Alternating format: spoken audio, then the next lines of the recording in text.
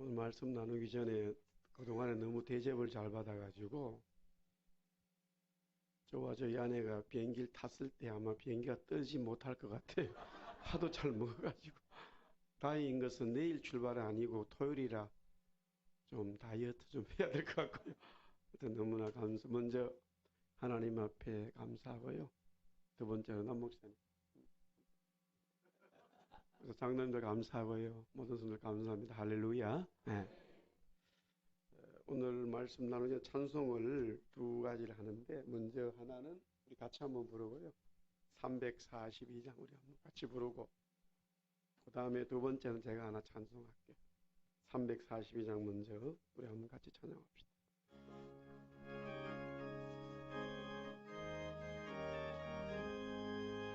너 시험을 당해 죄 짓지 말고 너 용기를 다해 너 용기를 다해 꼭 물리치라. 너 시험을 이겨 새 힘을 얻고 주 예수 믿어 주 늘 승리하라. 우리 구주의 힘과 그의 위로를 빌라. 주님 내 편에 서서 항상 도우시리. 내 친구를 삼가 잘 선택하고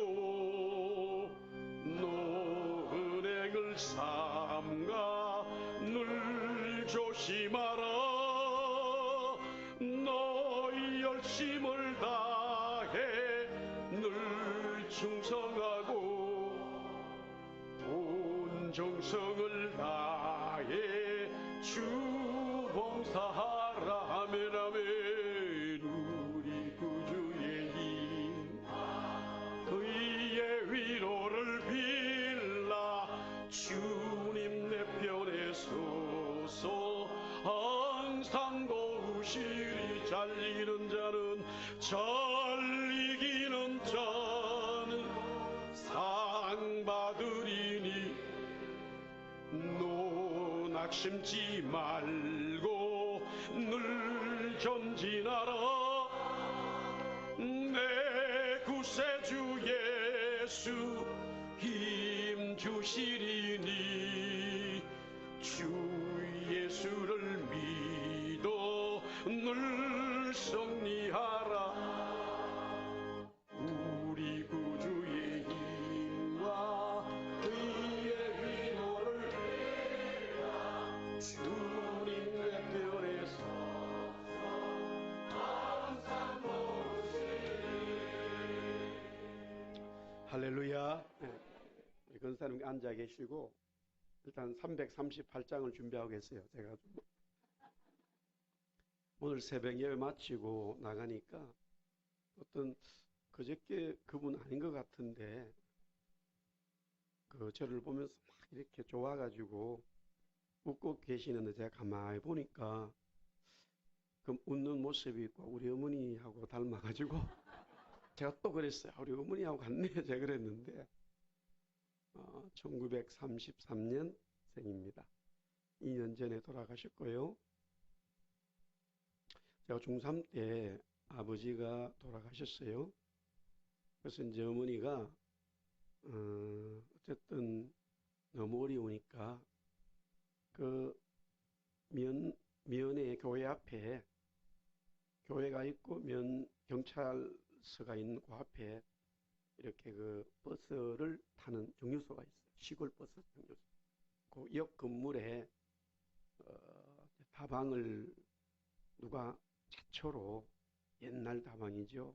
오픈을 했는데 우리 어머니가 이제 그것을 인수해서 하게 됐습니다. 그때 제일 비싼 차가 쌍화차, 계랄 노란 거 넣고 그때 돈으로 1,000원. 완전 정복 참고서가 500원 할 때 쌍화차 1,000원. 비싸죠? 그런데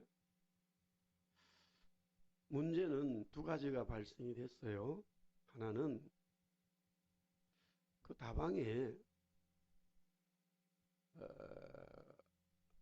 커피를 팔고 차를 파는 아가씨들을 데려오더라고. 두 번째는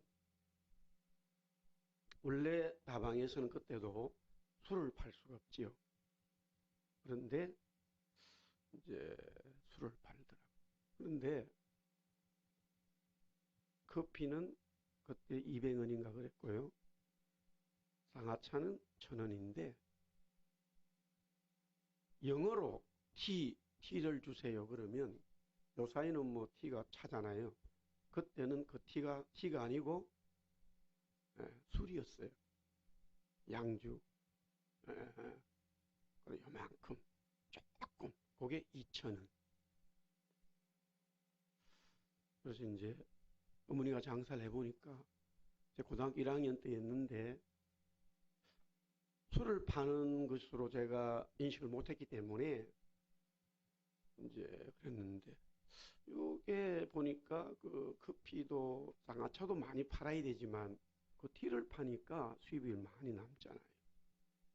그래서 우리 어머니가 워낙 머리가 좋으시고 뛰어나신 분이라 그 옆에다가 그것을 다른 사람 보고 하도록 하고 일명 이제 그 동네 최초로 아가씨들을 3명을 데려와서 이제 술집을 오픈하게 됐어요. 일명 공공집, 방석집 뭐 이런 거 있잖아요. 최초로 그 시골에 정말로 그래가지고 일명 이제 그랜드 오프닝을 하는 거예요. 내가 그거를 알고는 너무 힘들어서 제가 중2 때 은혜를 받았다 그러잖아요. 은혜 받은 이후로 이제 새벽 기도를 하루도 안 빠졌어요. 심지어 고등학교 1학년 때죠. 그때는 대구시가 경상북도에 속해 있었거든요. 도민체육대회를 했는데 제가 이제 군 대표로 어떤 운동 선수였어요. 그래서 여기 대구에 처음 왔을 때에 동인동 쪽인데 주일이 한 10일 정도 있다 보니까 주일이 끼어 있잖아요. 새벽 기도도 하루도 안 빠지는 학생이 이게 힘들잖아요. 그래서 이제 주일은 빠질 수 없어서 미리 교회를 알아놓았는데 그 우리가 모텔을 문경군에서 그때는 문경군이었는데 잡아놓은 그 모텔 앞에 교회가 하나 있는데 대한예수교 장로회 문화교회라고 적혀 있더라고요. 그런데 제가 봤을 땐 거의 한 30단 되는 것 같아요. 왜냐? 교회 건물이 아니더라고요. 예식장이었다 그래요. 그 제가 아는 교회는 그런 교회가 아닌 이건 무슨 이단 같아요. 근데 분명히 바로 앞에 장로교가 있잖아요. 그래서 이제 가서 물어보니까 우리 새 찬송가를 쓰고 우리 합동책이라는 거예요. 그래서 제가 그 다음날 이제 혼자 예배를 드리러 갔어요. 제구원이고. 저는 예배 드릴 때 은혜 받은 이후로는 항상 여자 앞에 앉았어요. 우리 시골 교회에서는 이제 방석을 깔았지만 의자니까. 그래서 그렇게 생활하는 중이었기 때문에 어머니께서 그 동네에서 전부 다 광업소가 많아가지고요. 막걸리를 많이 팔았는데 그렇다고 해서 그 동네 사람들이 술을 팔아도 아가씨를 두고 파는 것은 상상을 못했어요. 하여튼 우리 어머니, 우리 아버지는 위대한 분들이에요. 그런 창조적인 지혜를 저에게 넘겨주셨어요. 그래가지고 이제 혼자 교회에서 그날 울다가 밤 10시쯤 됐어요. 하니까 이렇게 아가씨들 3명이 있었거든요. 이제 야구 방망이 가지고 다 두들겨 버렸어요. 방마다 사람들이 있고 그랬는데 올해도 방문을 열과 동시에 야구 방문 다 두둑했어요. 그래서 술을 많이 먹은 사람들이 고등학생이 그렇게 하니까 막 욕을 하면서 그렇게 내가 그랬어요. 세 번 소리 될 때까지 1, 2, 3 다 나가라. 맞아 죽는다 너희들. 다 도망가 버렸어. 그래서 우리 어머니 그러더라고요. 마당에서 앉아가지고 내가 네 공부시키려고 그런다는 거예요. 내가 그랬어요. 나 이런 돈 필요 없어. 그런데 세월이 흘러가지고요. 제가 밴쿠버에 있을 때 이제 나중에 어머니를 2번을 모시게 돼요. 2번을 모시게 되는데 기도 중에 이제 방콕에서 우리 아내와 함께 아파트에 있으면 기도 많이 할 때요. 뭐 기도를 하고 싶어서 그런 게 아니라 아무것도 할 일이 없었기 때문에 제가 이제 그래서 거기 지역 신문에 크리스찬 신문에 한 5년 정도 매주 이제 글을 썼는데 그런 내용들을 좀 적었어요. 물론 글로 나갈 때는 상당히 객관화를 시켰어요. 굉장히 개인적인 어떤 그런 영적 이야기들이 많지만 누구나 읽고 소화할 수 있을 만큼만 그렇게 적었습니다만은 어느 날 기도하는데 하나님께서 주님께서 그때의 장면을 보여주시면서 뭐라고 말씀했을까요? 내가 잘했다고 얘기했을까요? 못했다고 얘기했을까요? 예.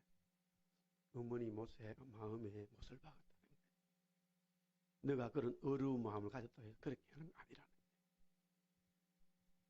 그래가지고 제가 그 전까지는 당연히 제가 잘한 것으로 생각했어요. 그래서 우리 어머니한테 옛날 이야기하면서 어머니 앞에 제가 뭐 잘못했으면 우리 어머니는 이미 그래. 아유 자기는 막 그 인생에 너무 믿음이 없었던 시절이었단 말이에요. 어머니는 어머니대로 자기는 그런 것에 대해서 잘못했다고 생각하시는 거예요.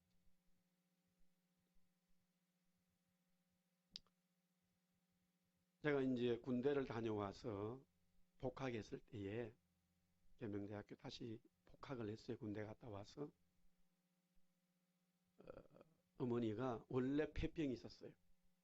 폐병이 있었는데 제가 군대 갔다 와서 복학했을 때에 그 폐병 때문에 온몸에 이제 그 결핵균이 퍼지고 폐가 2개잖아요.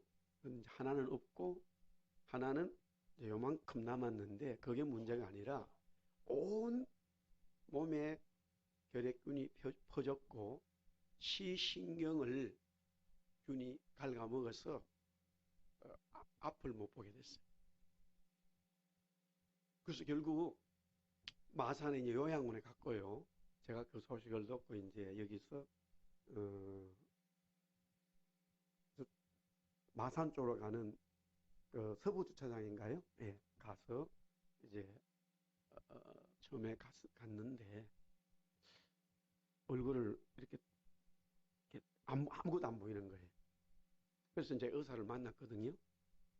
그래서 이제 의사 그러더라고요. 일단은 여기 오셨지만 어머니가 자기들로서는 할 수 있는 게 없다는 거예요. 왜냐하면은 피를 계속 토했고 물만 먹어도 다 토해버리고 그러니까 바짝 말르신 거죠. 할 수가 없는 거죠.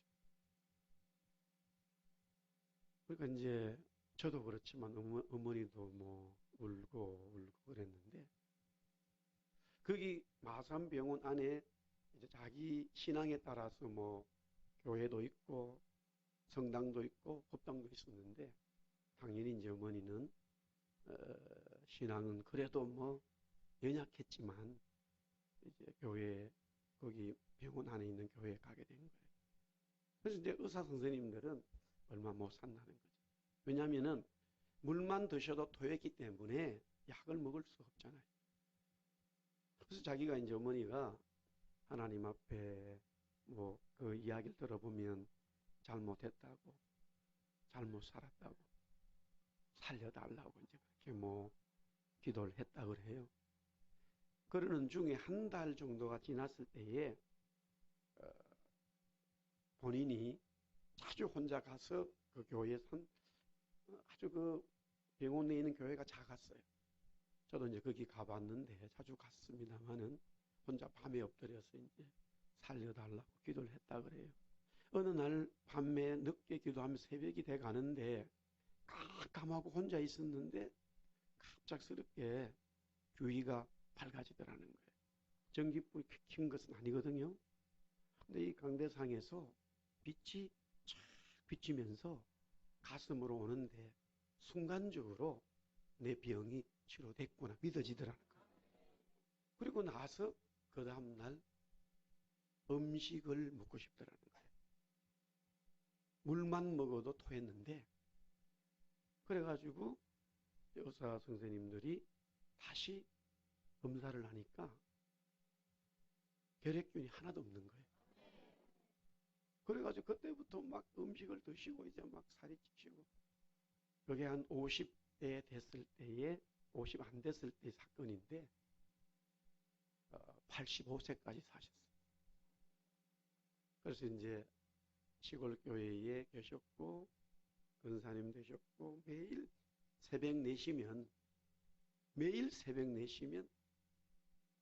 엎드려서 기도하고 그 병 치료해서 다 눈도 돌아왔어요. 성경을 1년에 3번씩 4번씩 읽으시고 그랬는데 그 중에 좋아하는 찬송이 338장이에요. 제가 먼저 한번 템포를 좀 맞춰서 주시면 좋겠어요.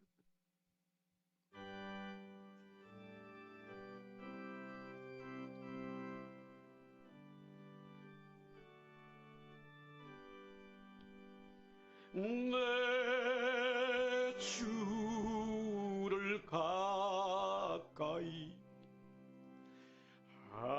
하게 함은 십자가 짐 같은 고생이나 내 일생 소원은 늘 찬송하면서 주께 더 나아가기 원합니다.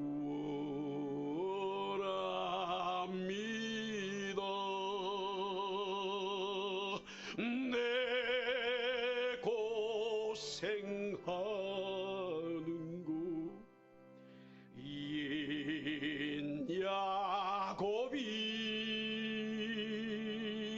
돌베개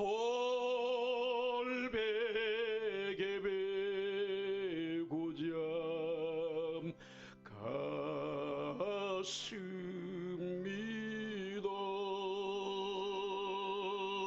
꿈에도 소원이 늘 찬송하면서 주께 더 나아가기 원합니다.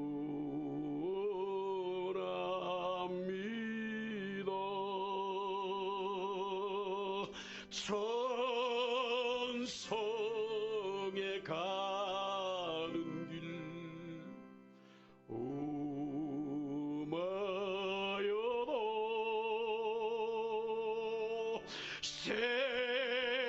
생명길 내다니 은혜로다.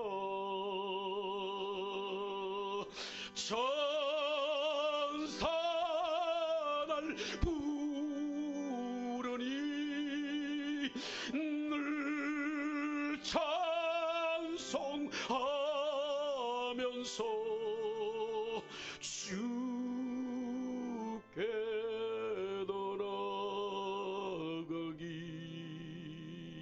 원합니다.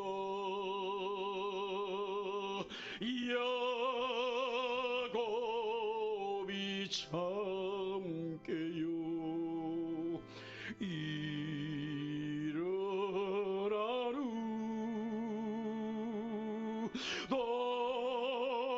돌단을 쌓은 것 본받아서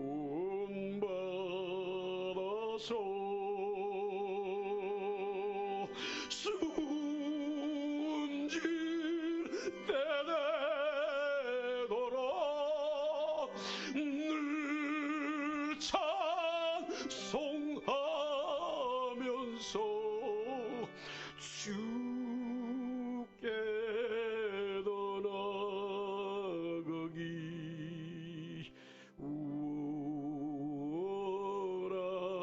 원합니다. 할렐루야.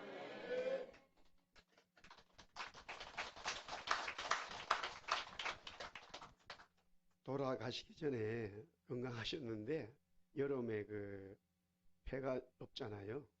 늘 감기를 조심했는데 2년 전에 감기가 심하게 걸렸어요. 제가 이제 캐나다에 있으니까 폐혈증이 왔어요. 그래가지고 의사가 도저히 안 된다 그래가지고 이미 이제 그 코마 상태가 된 거예요. 근데 의사 말로는 벌써 돌아가셔야 되는데 안 돌아가신다. 그 소식을 받고 하루 이제 그 다음날 비행기표 끊어가지고 저희 식구들 다 우리 아이들하고 인천공항에 도착하고 또 거기서 바로 이제 차를 가지고 시골에 오니까 한 밤 12시쯤 됐어요. 그래서 제가 이제 도착해 보니까 이미 그 동영상으로 이렇게 봤기 때문에 이렇게 그냥 뭐 말도 못 하시고 그러는데 제가 도착해서 이제 제가 왔다고 그러니까 막 이렇게 움직이시더라고요. 그러고 나서 한 8시간 제가 저희 이제 가족, 저희 아내하고 우리 애들 둘이하고 그 이제 병동에 있다가 아침에 이제 돌아가셨어요. 그래서 제가 이제 장례 다 하고 다시 이제 돌아갔죠. 그래서 특별히 우리 여기 제가 또 저희 교회도 어른들 계시지만은 물론 여기는 또 굉장히 많으신데 어른들 보니까 꼭 저희 어머님 보는 것 같고 그래서 사실 목회는 주님의 사랑이잖아요. 사랑을 빼면은 우리가 사랑을 받았잖아요. 구원받았잖아요. 할렐루야.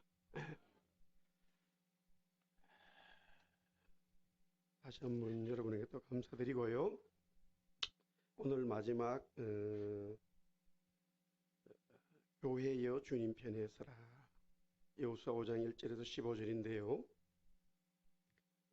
36페이지입니다. 36페이지.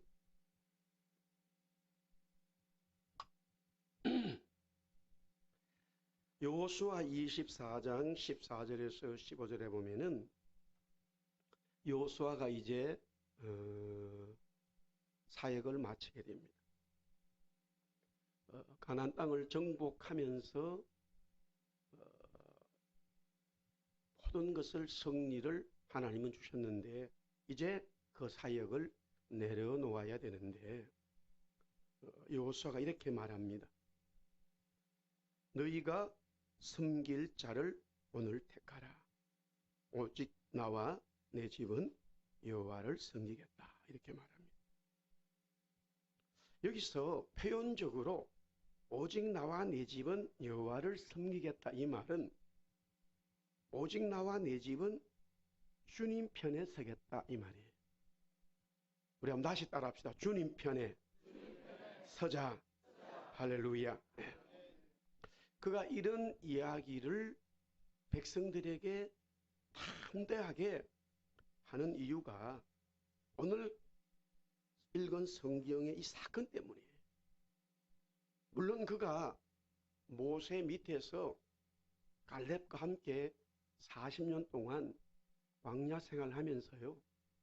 참으로 모든 사람들이 다 모세를 원망하고 하나님 원망했는데 여호수아와 갈렙은 끝까지 모세를 도왔어요. 이런 신앙 자체가 대단히 위대한데 그것이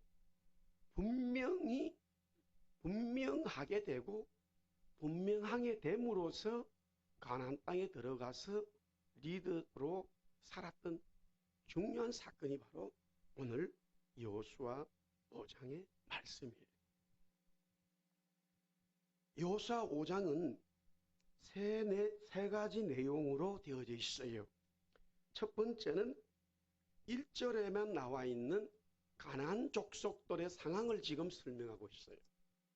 두 번째는 2절부터 12절까지는 이스라엘 백성들이 요단강을 건너고 할례를 행하고 유월절을 지켰다.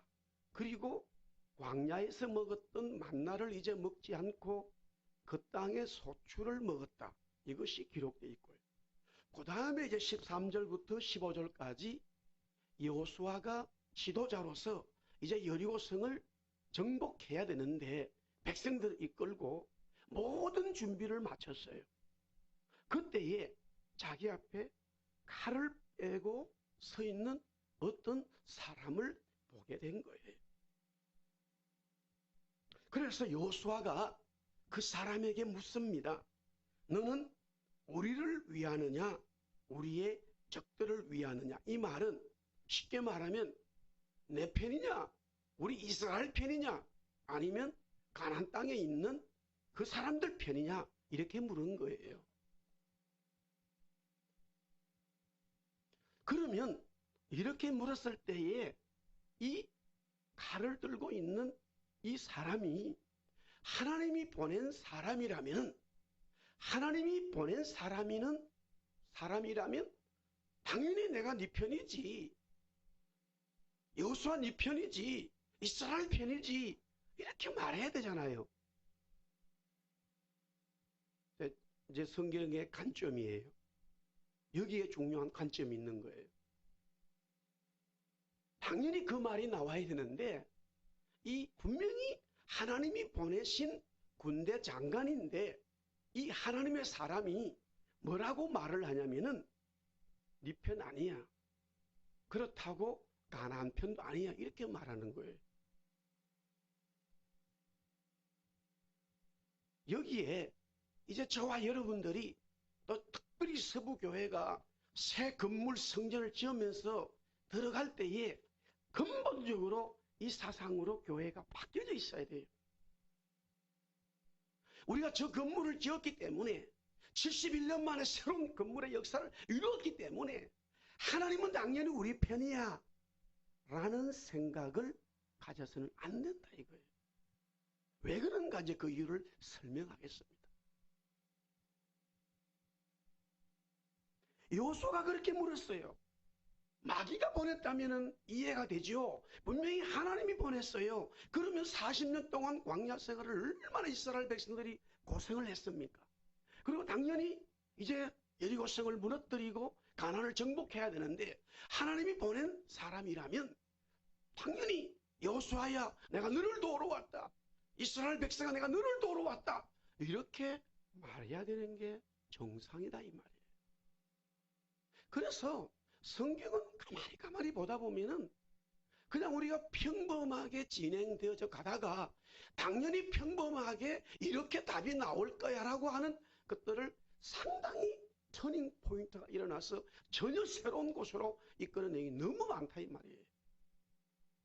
그런 진리를 모르면은 전부 다 신앙이 내가 생각하는 대로 가면서 성경을 제대로 보지 않을 수 있다 이 말이죠.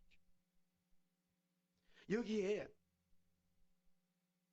그런데 그 말을 하고 나니까 여호와의 군대 대장이 아니 그러면 여호수아가 우리 편도 아니고 저쪽 편도 아니라면 당신은 누구요?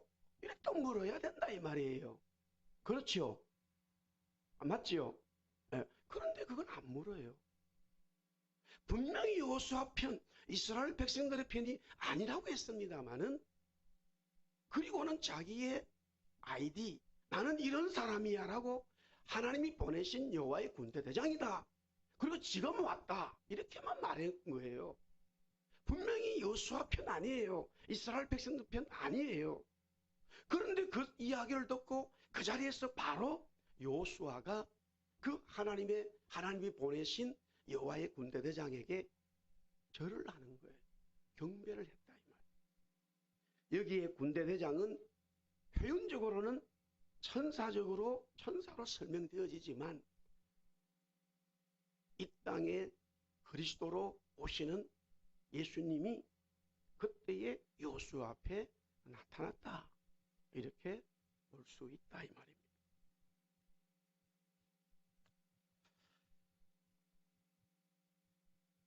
자, 다시 38페이지로 와가지고요. 38페이지.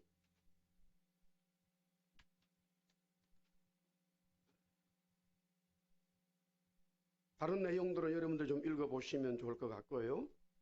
지금 오늘 관점은 하나님이 보내신 여호와의 군대 대장이 당연히 여호수아와 이스라엘의 편이라고 말해야 되는데 그 편이 아니고 더더욱이 강한 편도 아니라고 말했고, 그런데 여호수아는 경배했다라는 이야기다 이거예요. 그러면 그 여호와의 군대 대장은 무엇 때문에 왔는지, 여호수아는 그 군대대장이 자기 편이 아니라고 했음에도 어떻게 군대대장에게 경배를 했는지 그 내용이 이 본문 속에 들어있다 이 말이에요.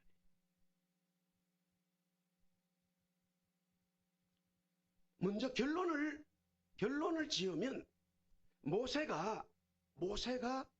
이야기를 통해서 한 사람 성경에 나와 있는 모든 하나님의 사람들이 이 진리를 깨달았기 때문에 환난과 핍박이 와도 변함이 없는 거예요. 자, 이렇게 설명할게요. 저와 여러분이 믿는 하나님이 여러분의 편이 다 돼야 된다고 하면은 여러분의 삶에, 저의 삶에 안 좋은 사건들이 발생했을 때는 항상 어떻게 나오느냐? 왜 이런 일이 일어나지? 하나님이 내 편이라는데 왜 안 좋은 일이 발생하지? 라고 한다 이 말이에요. 아멘이죠? 예. 이스라엘 백성들이 40년 동안 광야 생활에서 배운 게 바로 그거예요. 항상 하나님은 자기들 편이라고 생각한 거예요. 그런데 홍해가 있고요. 그런데 물이 없고요. 날씨가 덥고요. 고기가 없고요. 하나님이 우리 편인데 왜 이런 일을 만드느냐 이거예요. 그래서 백성들이 모세를 원망하고 하나님 원망한 거예요.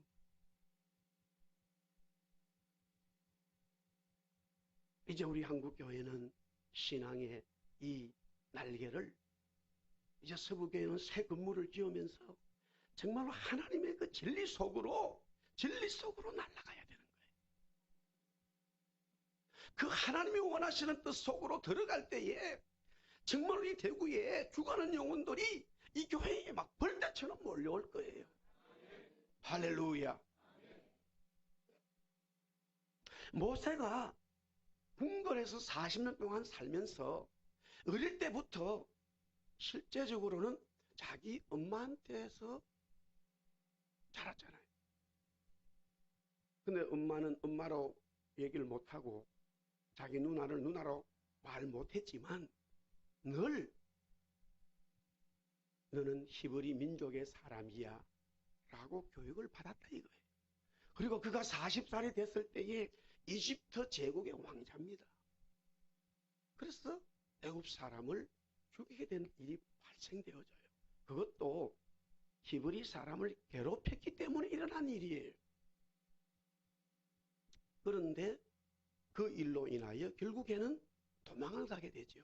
이때의 중요한 키포인트는 모세는 내가 이집트의 왕자로 양자가 되었지만 나는 히브리 사람이고 하나님의 백성들을 구원해야 될 이 사명이 있다.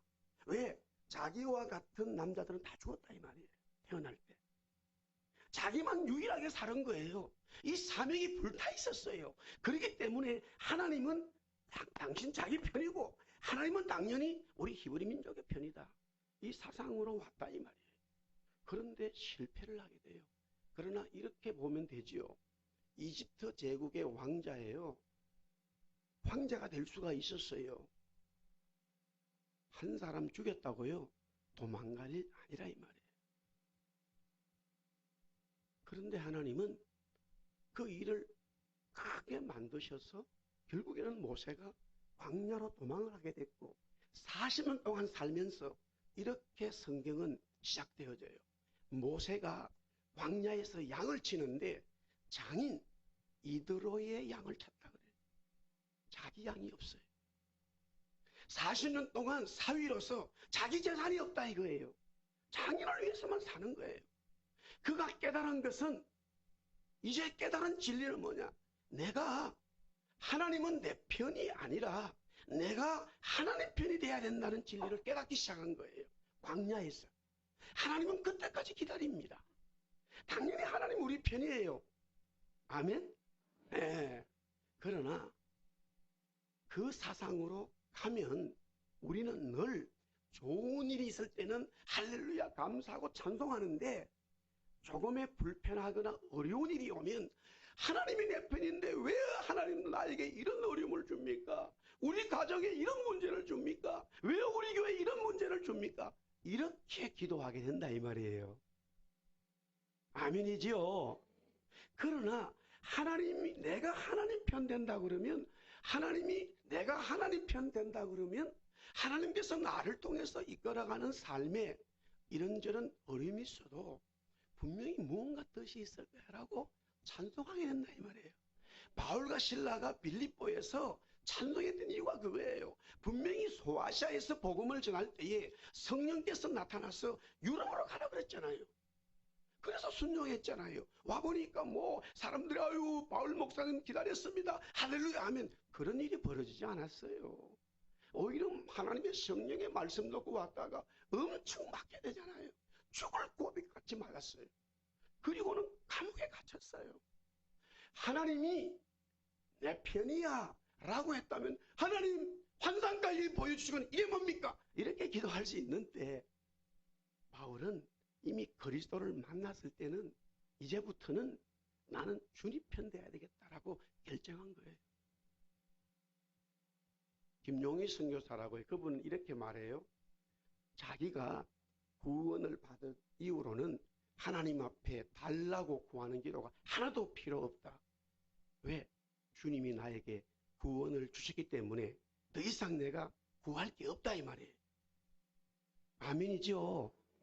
그 말은요 무언가를 내가 얻는다 얻지 않는다가 아니라 내가 죽을 수밖에 없는 지옥 갈 수밖에 없는 나를 하나님이 구원해 주셨기 때문에 이제 남은 인생 주님 위해서 살겠다 이거예요. 주님 편 되겠다 이 말이에요. 할렐루야. 모세가 그 깨달은 거고요. 오늘 여호수아가 이제 깨닫게 됩니다. 자, 첫 번째는 가나안 족속의 이야기입니다.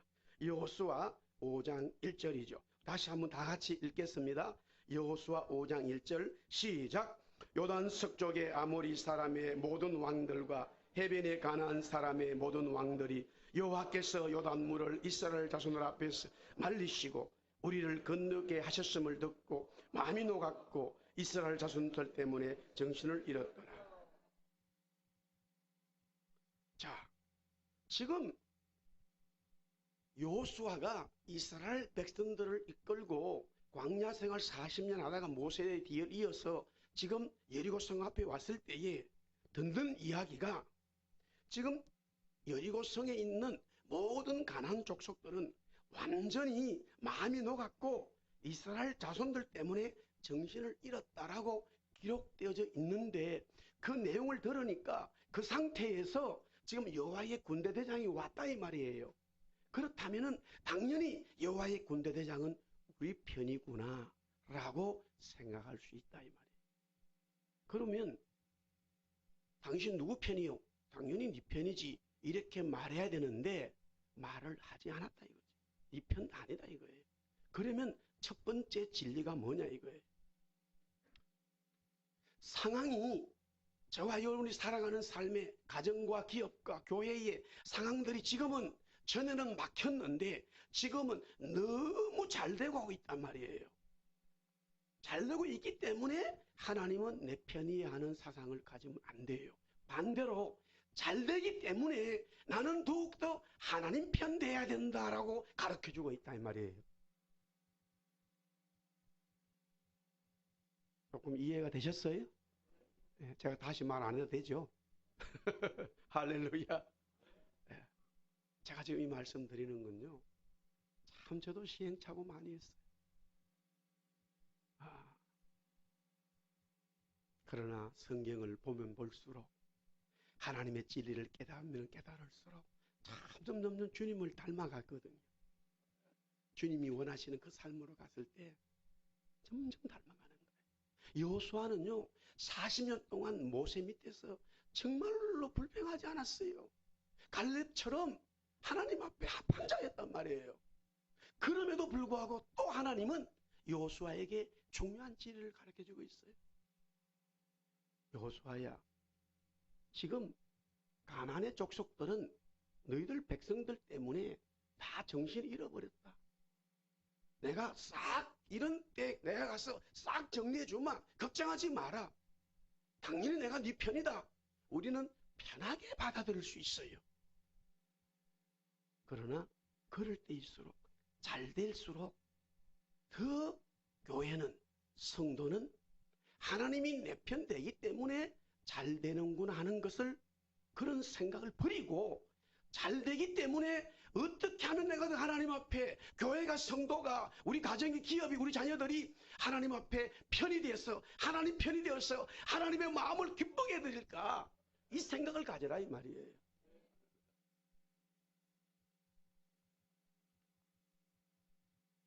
자, 그 다음에 이제 40페이지로 와가지고요.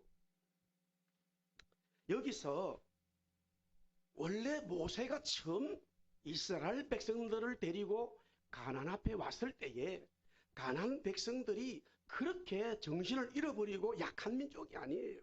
40년이 지났다 하더라도 그들은 안악 자손들이었어요. 변한 게 아무것도 없어요.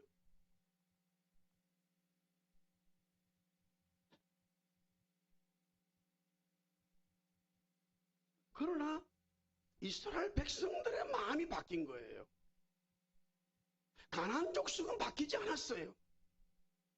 그들은 여전히 강한 민족이었는데 우리가 살아가면서 하나님이 주시는 삶 속에 어려움이 있지만은 그것을 믿음으로 극복하기 시작하면 교회는 성도는 세상은 굉장히 강한 것처럼 보이지만 하나님의 교회의 성도들에게 벌벌벌벌 떨게 돼 있어요.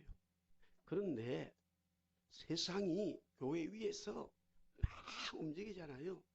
두 가지 원인이 있어요. 첫 번째는 하나님이 교회에 훈련을 주시기 위하여 그런 일을 벌일 수 있고요. 두 번째는 교회가 하나님 말씀대로 하지 못하기 때문에 세상이 득세하고 있어요. 이 둘 중에 하나예요. 지금 우리 대한민국은요. 하나님의 말씀에 위배되는 내용들을 너무너무 쉽게 이제는 막 내놓고 합니다.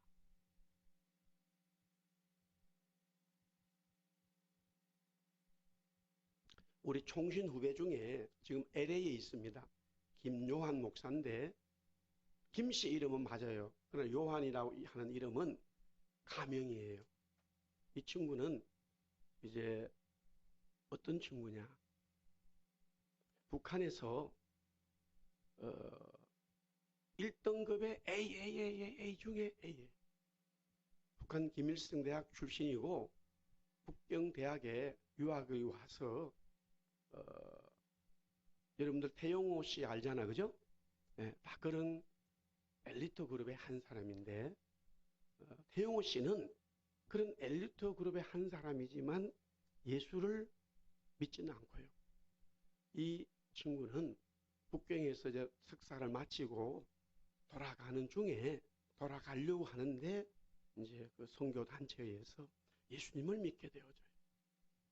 그래서 한국으로 왔고요.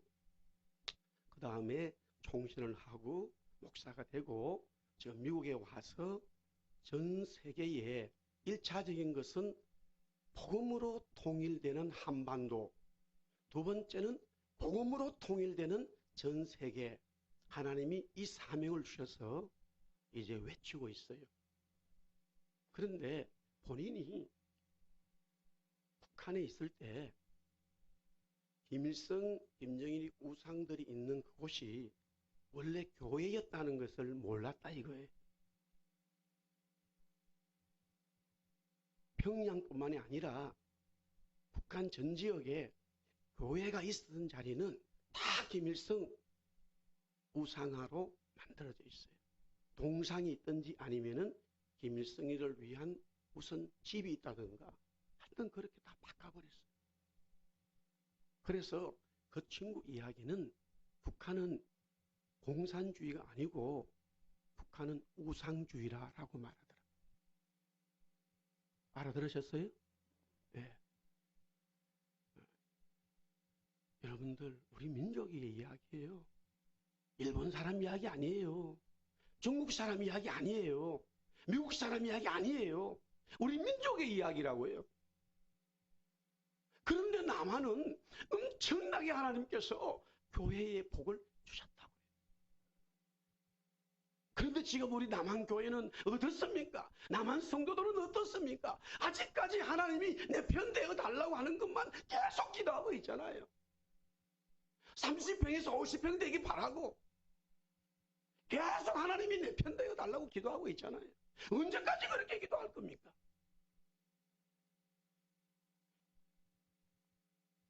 하나님의 백성들은 이제는 하나님 편 돼야 되겠다. 그 생각을 가져야 된다 이거예요. 자녀들이요, 부모로부터 교육을 받고 철이 들면 이제는 부모님에게 용돈을 드리고 이제는 부모님을 위해서 사는 그 생각이 들어야 그때부터 자녀가 되는 거예요. 언제까지 자녀가 부모님 손 받아서 살 거예요?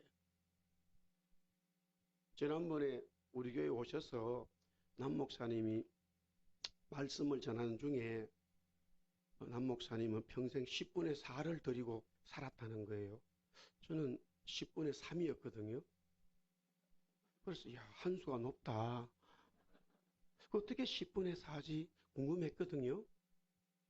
하나는 첫 번째 당연히 소득이 생기면 하나님 앞에 10분의 1 바치죠. 또 당연히 하나는 성교나 구제나 다른 사람을 위해서 바치죠. 그러면 10분의 1은 똑같은데 그 다음에 10분의 3?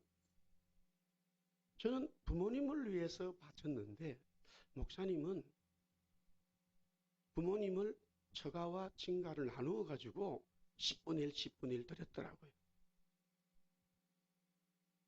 그래서 10분의 6으로 살았다 이거예요. 저는 10분의 7로 살았는데 제가 유학생을 하면서도요, 그리운 환경에서도 매달 어머니한테 생활비를 보냈어요. 한 번도 돈이 없다고 말한 적도 없고요. 우리 어머니는 엄청 큰 교회의 담임 목사인 줄 알고 계세요. 용돈뿐만이 아니라 여름에 태풍이 불면은 대문이 확 날아갔대요. 대문 고쳐야 된다고 돈 보내라 이거예요. 앞집에 아들이 장가 가는데 부조를 해야 되는데 용돈에서 모자란다 이거예요. 그러면 제가 물었어요. 어머니 부조를 얼마 합니까? 아이고 다른 사람들은 뭐 2만 원도 하고 3만 원도 해. 나는 그래도 5만 원 해. 돈도 없으면서 얼마나 본인 돈 아니에요. 다 나한테 갔어요. 2년 전에 장례를 끝내고 집을 정리를 하는데 봉투가, 교회 헌금 봉투가 쫙 있어요. 그걸 다 모아놨는데 11조, 감사, 선교, 주정, 장학, 건축, 예전도회, 묘지 뭐 이래가지고 구역 쫙 있는 거예요. 다 그 제 돈이었다고요. 그리고는 목사님이 그러는 거예요. 나 후배였는데 목사님 어머니와 그 사람한테 너무 고맙다는 거예요. 아, 왜요?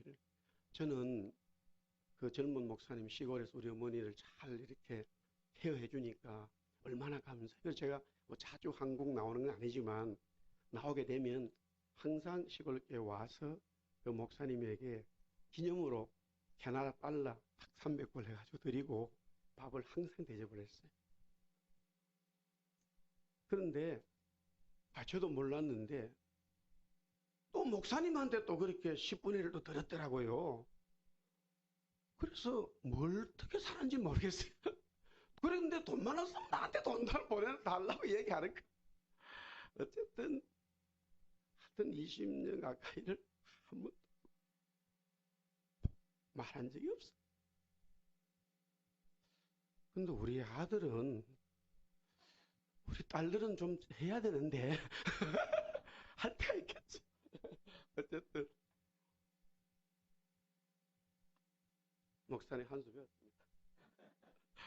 근데 이제 저희는 뭐 처가 쪽에 어떤 분들이 안 계셔서 이제 그렇습니다. 어쨌든 자녀는 철이 드는 것은 이제는 부모님을 내가 어떻게 모실까? 그때부터 철이 드는 거예요. 우리 어머니는 능력이 없는 분이에요. 그러나 하나님은 모든 걸 가지고 계시는 분이에요. 쉽게 말하면 생각에 터닝 포인트를 하라 이거예요. 똑같은 100불을 얻어도 주님이 내 편이기 때문에 얻어내는 거하고 내가 주님 편 되어서 주님이 기분 좋아서 100불 받아라 이 말이에요. 10만 원 받아라 이거예요. 할렐루야.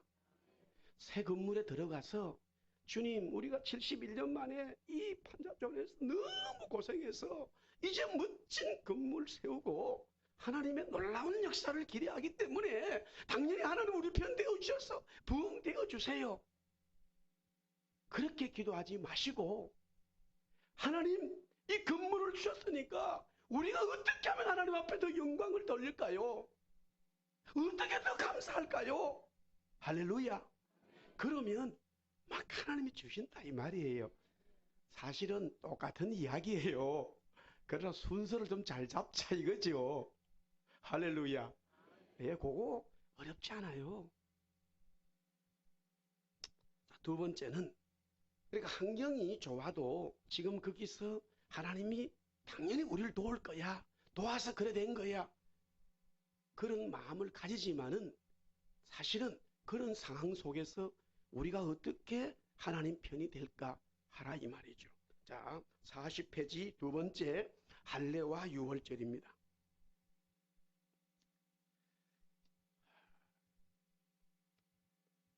이 내용을 보면 너무너무 기가 막힙니다. 40년 동안 이스라엘 백성들이 유월절을 딱 3번밖에 못해요. 모세라고 하는 위대한 지도자가 있었음에도 어떻게 이런 일이 벌어졌을까? 나름대로 성경을 보고 하는데 참 그런 내용까지 다 적진 않았지만 제가 보기는 뭐 물이 없으면 물 없다고 불평하고 고기 없으면 고기 없다고 불평하고 계속 불평이 일어나는데 어떻게 할례를 그 광야에서 행하고 유월절을 지킬 수 있냐 이거예요. 왜냐하면 할례와 유월절은 반드시 짝을 이루기 때문에 할례를 행하지 않으면 유월절을 지킬 수가 없어요. 그런데 광야 40년 동안 할례를 행하지 못했다 이거예요. 그래서 유월절을 3번을 지키게 되는데 첫 번째는 이스라엘 백성들이 출애굽할 때 그때 지켜요. 할례와 유월절을 지켜요. 그 다음에 두 번째 성경 보니까 1년이 지났을 때 지켰어요. 그 다음에는 지키질 못했어요. 그런데 지금 요수아를 통해서 할례와 유월절을 지켜라 이거예요. 근데 문제는 이거예요. 지금 이스라엘 백성들이 여리고 성 앞에 왔을 때는 우기였어요. 요단강이 좀 강 같은 모습을 드러냈어요. 또랑에서 조금 발전이 됐다 이 말이에요. 그래서 제사장들이 물속에 들어가는 그런 이제 홍해는 아니지만 물이 너무 많아서 제사장들이 하나님의 법궤를 메고 물에 들어가니까 물이 갈라졌다. 이런 내용이 나오면서 하나님은 여호수아에게 요단강을 건너라 이거예요. 할례와 유월절, 특히 유월절은 반드시 할례를 행하고 해야 되는데 할례를 받으면 남자들이 혼잡을 못한다 이거예요. 그러면 적어도 요단강을 건너기 전에 할례를 행하면 그래도 그 요단강이 물이 많기 때문에 가나안 족속들이 이스라엘 백성들이 요단강 건너기 전에 할례를 행했다는 소식을 들어도 이 요단강이 어느 정도 방어를 만들어준다. 그건 기본적인 상식이죠. 그런데 하나님은 건너라 이거예요. 건너고 나서 거기서 할례를 행하고 유월절을 행하는데 정확하게 말하면 여리고성에서 다 보인다 이거예요. 그러면 그 여리고성에 사는 가나안 족속들은 이스라엘 백성들에게 아이고 당신들이 40년 동안 헤매다가 다시 오는데 우리를 잡아가세요. 그런 민족이 아닙니다. 그들은 그들대로 지금 이스라엘 백성이 자기들을 침공하고 온다는데 최선의 노력을 하고 있기 때문에 이스라엘 백성 남자들이 할례를 행했다고 한다면 이런 기회가 없다 이 말이에요. 공격할 수 있다 이거예요. 야곱의 사건에서 우리는 너무 잘 알죠. 디나가 세겜에서 강간을 당하게 되잖아요. 오빠들이 그냥 그랬어. 너희들이 그러면 우리와처럼 할례 행하라. 그러면 다 하나님의 같은 백성이 된다. 그래서 세겜의 모든 남자들이 야곱의 이야기를 듣고 할례를 받게 되는데 시몬과 레위가 그냥 칼을 차고 3일째 되는 날 가서 다 죽입니다. 꼼짝을 못했다 이거예요. 그런 일이 지금 요단강을 건넌 이후에 또 일어날 수 있다 이거예요. 그래서 우리는 늘 따라합시다. 하나님의 성도는, 교회는 하나님을 보고 믿음으로 나아간다. 할렐루야. 예. 반대로 보면요. 여러분들이 교회를 지으면서 뭐 저는 잘 모르지만은 엄청난 어려움들이 많을 거예요. 그게 하나님의 나라의 일입니다. 믿으시면 아멘. 하나님은 그렇게 해서 여러분들 교회를 이제 복주식으로 작정하시고 훈련시키는 거예요. 할렐루야. 그래서 요단강 건너서 할례를 행하라 이거예요. 여호수아가 순종을 합니다. 그러니까 하나님께서 할례와 유월절을 요단강 건너서 행하니까 보너스로 길갈이라고 하는 이제는 너희들은 모든 제약은 다 떠나갔어. 이제는 새로운 성전에서 가나안 땅에서 아름답고 행복하게 살 거야.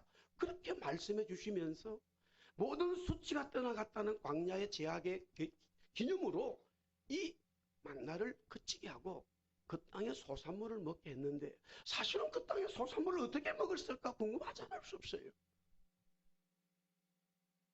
5가정이 아닙니다. 1000명이 아니에요. 남자만 60만 명이에요. 그 사람들이 먹는 양식이 얼마나 있어야 됩니까? 어떨 때는 정말 우리가 성경을 보면서 조금 더 정확하게 보면은 이해하기 어려운 부분들이 너무 많단 말이에요. 남자만 60만 명이 되는 그 대민족이 어떻게 해서 그 땅에서 나는 하늘에서 만나는 또 그거는 이해하자 이거예요. 하늘에서 막 내렸으니까. 그러나 그 땅에 소출을 먹었다 이거예요. 얼마나 많은 양식이 필요합니까? 그러나 하나님은 하시는 분이에요. 그거 성경 가만히 보면은 하나도 이상한 거 없다. 당연한 것처럼 적고 있어요. 하나님의 역사는 따라합시다. 하나님의 기적은 당연하다. 할렐루야. 놀랄 거 없다. 할렐루야. 예. 그런데 여기서 두 번째 레슨이 뭐냐 이거예요. 여호수아야, 이스라엘 백성들아, 너희들이 40년 만에 여기 와서 내 말 순종했다고 해서 너희들이 항상 내가 너희들 편대라 그런 생각하지 마라. 내가 헌금 좀 건축했다고 하나님은 내 기업에 복 주실 거야 그런 생각하지 마라. 내가 헌신했기 때문에 하나님이 당연히 우리 가정에 복 주실 거야 그런 생각하지 마라. 헌신은 헌신이고 내 삶은 늘 하나님 편에 서라. 할렐루야. 그거 가르쳐주는 거예요. 물론 다시 말씀드릴게요. 헌신하면 복 주세요. 헌신하면 하나님이 주셔요. 아멘? 그러나 우리는 그런 생각하면 안 된다 이거예요. 보세요. 우리 어머니는 제가 주는 용돈으로 살았어요. 그러면 제가 그렇게 섬기면서 우리 어머니한테 바랄 게 아무것도 없잖아요. 우리 어머니가 수천 평 땅도 가지고 있고요. 빌딩 어마어마하게 가지고 있다고 생각해 봅시다.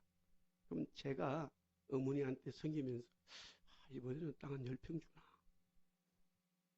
빌딩 하나 좀 유학생 하나 어려운데 하나 주나? 그 생각하잖아요. 하나님은 다 주실 수 있는데 우리는 하나님 섬길 때 그런 생각하면 안 된다 이거예요. 근데 하나님은 주셔요. 표현이 좀 어떻게 될지 모르지만 바둑에서 수순이라는 게 있거든요. 수순이에요. 신앙의 수순입니다. 순리라고 그래요. 신앙의 순리. 신앙의 기능이라고 그래요. 똑같은 음악에서는요, 소리라고 그래요, 소리. 아름다운 소리라고 그래요. 똑같은 소리를 누가 먼저 하고 나중에 따라서 너무 달라요. 내가 하나님 앞에 유월절을 행하고 할례를 받았기 때문에 하나님은 당연히 우리 편이야. 그거 하나님 원치 않는다 이거예요. 웨스는 신앙 고백에서 첫 번째가 우리는 하나님 그분을 즐거워하고 그분을 위해서 산다 이거예요. 그분에게 영광 못 돌리자 이거예요. 할렐루야. 그것을 가르치고 있다 이거죠. 두 번째 레슨입니다. 마지막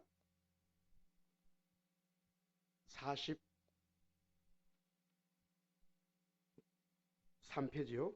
우리 한번 따라 합시다. 신발을 벗어라.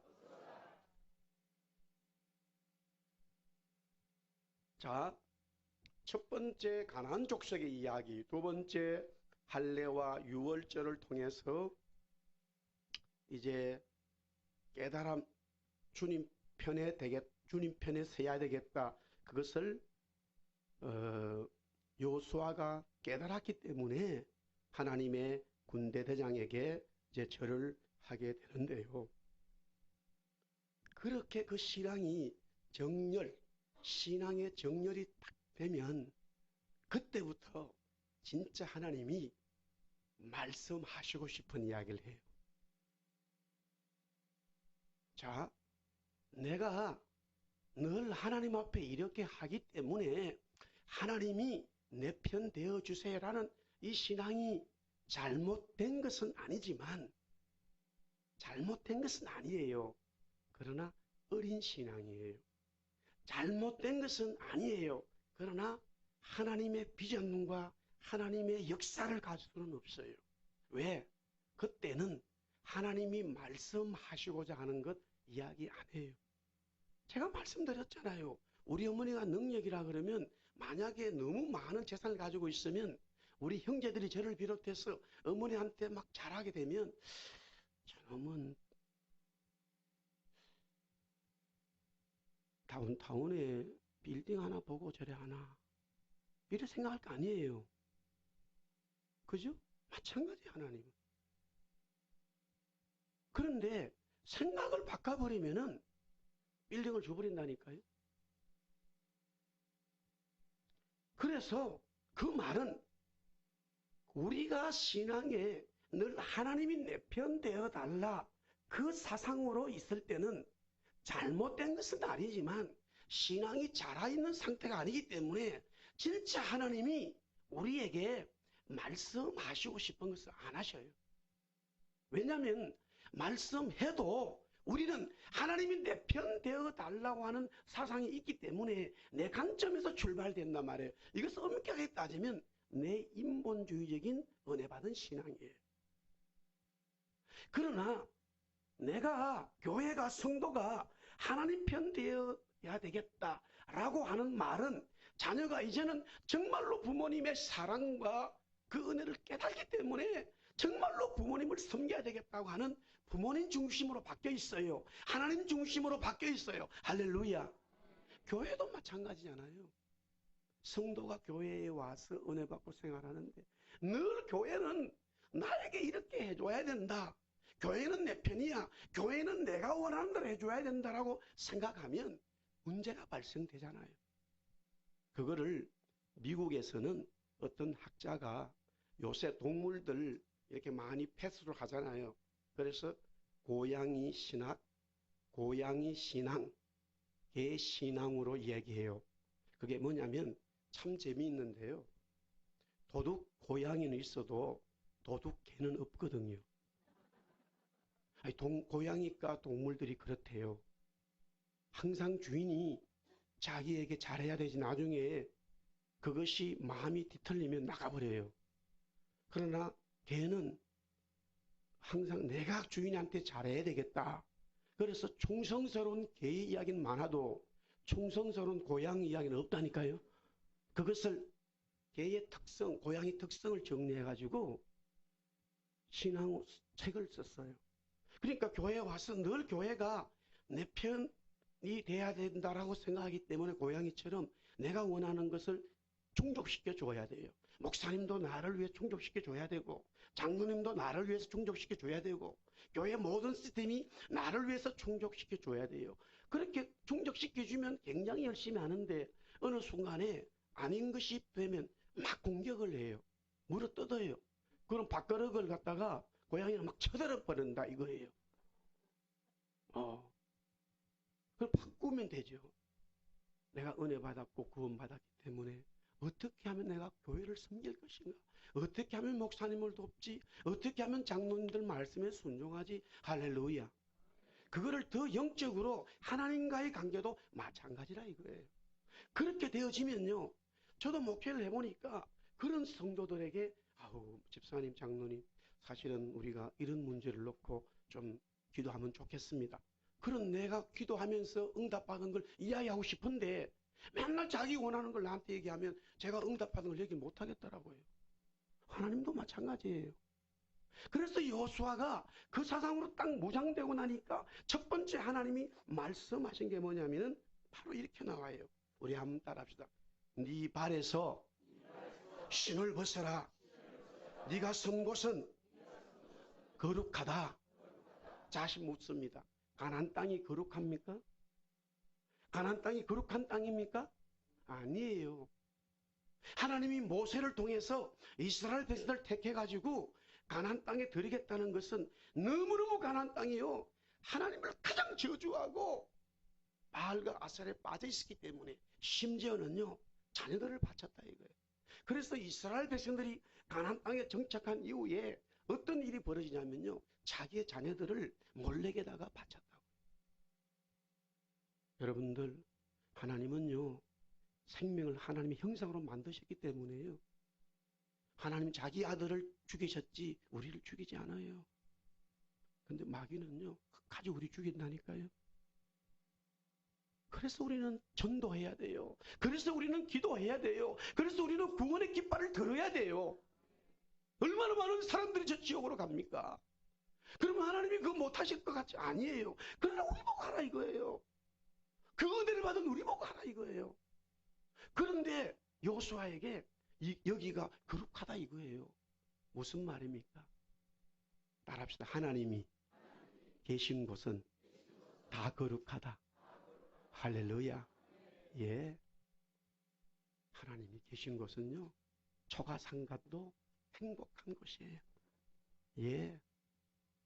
예. 지금 우리나라에 그런 이야기가 너무 많잖아요. 뭐 부부가 뭐 전세방에 월세방에 방 하나 살 때는 막 여보 우리가 전세 3천 5천 올리고 아파트 하나 사자. 얼마나 열심히 사는데. 그래서 뭐 서로 마음이 안 맞아도 잘 안 싸우고 싸우고도 한 방에 있다 보니까 다 풀어지고 커피도 안 마셨는데 잠이 안 오잖아요. 싸우니까. 그래도 같이 있다 보니까 그냥 에휴 자자. 그런데 20년 고생해서 방 3칸짜리 아파트 구입해서 첫날 싸워가지고 다른 방에 가서 잔다 이거예요. 그때부터 문제 생기잖아요.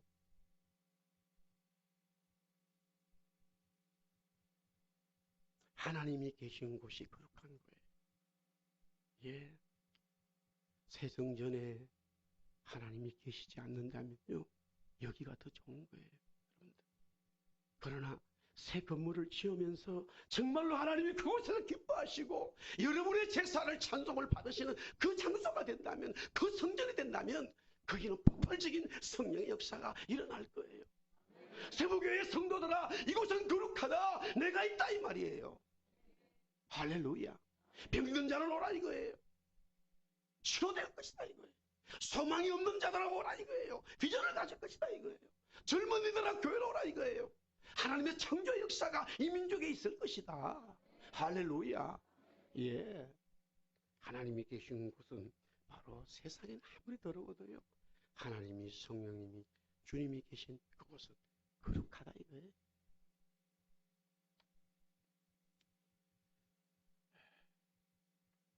하나님의 거룩한 교회 공동체가 되기를 예수님의 이름으로 축원합니다. 네, 기도하겠습니다. 주님, 우리 서부교회 이제 새 건물을 계속적으로 공사하고 있고 건축하는 중인데, 오늘 말씀을 통하여 주님 편에 서기 원합니다. 철저히 주님 편에만 서기 원합니다. 그러하기에 그곳이 거룩하고 하나님의 성령이 임재하는 하나님의 교회 성전 되게 하여 주옵소서. 그리하여 정말로 오랫동안 기도하는 죽어가는 영혼들이 구원받아 하나님, 이 예배에 10,000명의 큰 무리들이 구원받아서 우리 어린 아이에서부터 노년에 이르기까지 두 손 들고 주님 감사하나이다, 주님만을 찬송하나이다, 주님이 계시기에 이곳은 거룩합니다 하고 찬송하고 기도하는, 그러할 때 하늘의 문이 열리고 생명의 말씀이 모든 사람들에게 폭포수같이 임하는 말씀의 역사, 기도의 응답, 하나님 찬송의 역사, 새 건물에서 일어나 새수론 새부대에 담아서 하나님 대구를 복음화시킬 뿐만이 아니라 우리 대한민국과 북한과 하나님 온 열방에 복음 전하고 하나님의 마음을 시원하게 드리는 거룩한 교회 공동체 세부교회 되게 하여 주시옵소서. 예수님 이름으로 기도드리옵나이다. 할렐루야.